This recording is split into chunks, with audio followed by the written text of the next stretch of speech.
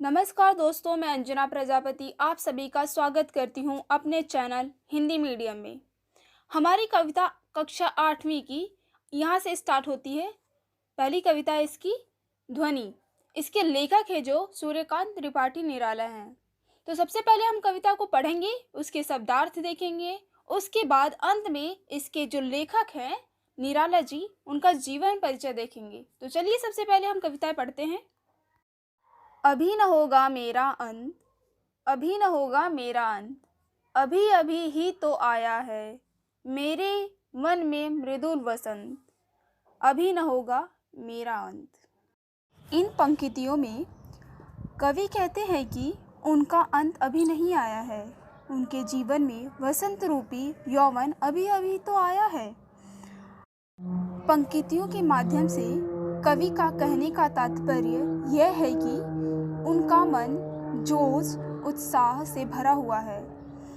वह जब तक अपने लक्ष्य को पा नहीं लेते तब तक वह हार नहीं मानेंगे। इसलिए वे कहते हैं कि अभी न होगा मेरा अंत। दूसरी व्याख्या देखते हैं। हरे हरे ये पात, डालियां कलियां कोमल गात, मैं ही अपना स्वप्न मृदुल कर फेरूंगा निद्रित कलियों पर, जगा एक प्रत्यूष मनोहर। अब यहाँ इन पंक्तियों में कवि ने प्रकृति के सुंदर चित्रण किया है। कवि कहते हैं कि चारों तरफ हरे भरे पेड़ हैं, पौधों पर खिली कलियाँ मानो सो रही हैं। कवि कहते हैं कि मैं सूरज को वहाँ से खींच लाऊंगा, सोई कलियों को जगाऊंगा। यह कवि ने निराश लोगों को सोई कलियां कहा है और वह कहते हैं जैसे सूरज के आने से कलियां पेड़ पौधों में जान आ जाता है, उसी तरह निराश लोगों के मन में उत्साह और उल्लास भरना चाहता है, लोगों को नया जीवन देना चाहता है। चलिए तीसरी पंक्ति देखते हैं। पुष्प पुष्प से तंद्रालय, लालसा खींच लूँगा मैं, अपने वन जीवन का अमृत सहर्ष खींच दूँगा मैं। अब यहाँ इन पंक्तियों में कवि कहते हैं वसंत के रूप में उम्मीद बनकर सोए आलसाए फूलों के समान लोगों में आलस और उदासी बाहर निकाल लेने की बात कहते हैं।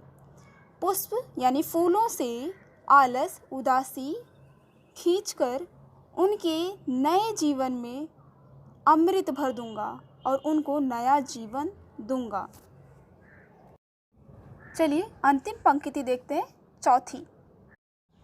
द्वार दिखा दूंगा फिर उनको, है मेरे वे जहां अनंत, अभी न होगा मेरा अंत, अभी न होगा मेरा अंत। अब इन अंतिम पंक्तियों में कवि कहते हैं कि सोए हुए फूलों यानी निराश लोगों के जीवन जीने की कला सिखा दूंगा और वो कभी हार नहीं मानेंगे, निराश नहीं होंगे, अपने जीवन को सही तरह से जिएंगे।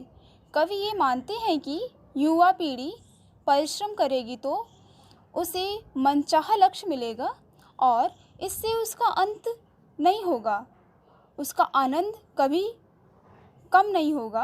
और इसी तरह कवि कहते हैं कि जब तक वो थके हारे लोगों और युवा पीढ़ी को सही राह नहीं दिखा देंगे तब तक उनका अंत नहीं होगा, तब तक उनका अंत नहीं होगा। तो चलिए फटाफट हम पहले के जैसे है ना लेखक का छोटा सा जीवन परिचय देख लेते हैं। सूर्यकांत त्रिपाठी, जिन्हें हम निराला जी के नाम से जानते हैं, और इनका जन्म बंगाल में 21 फरवरी सन 1899 में हुआ था। वहीं उन्हें हिंदी कविता की छायावादी युग के 4 स्तंभों में से एक माना जाता है और इन्होंने कई कहानियाँ, उपन्यास, निबंध लिखे हैं। उनकी रचनाओं में क्रांति, विद्रोह, प्रेम की उपस्थिति देखने को मिलती है। अनामिका, परिमल, गीतिका, बेला, अलका, कुकुरमुत्ता आदि इनकी प्रसिद्ध रचनाओं में से एक हैं। वहीं इन्हें कई सम्मानों से सम्मानित किया गया है, जिनमें से एक है सन 1976 में भारत द्वारा भारत डाक टिकट जारी किया गया था। आशा है कि आप लोगों को इस कविता की व्याख्या अच्छे से समझ में आई होगी, और आई है तो प्लीज़ शेयर एंड सब्सक्राइब करें। फिर मिलेंगे अगली कविता में, तब तक के लिए धन्यवाद।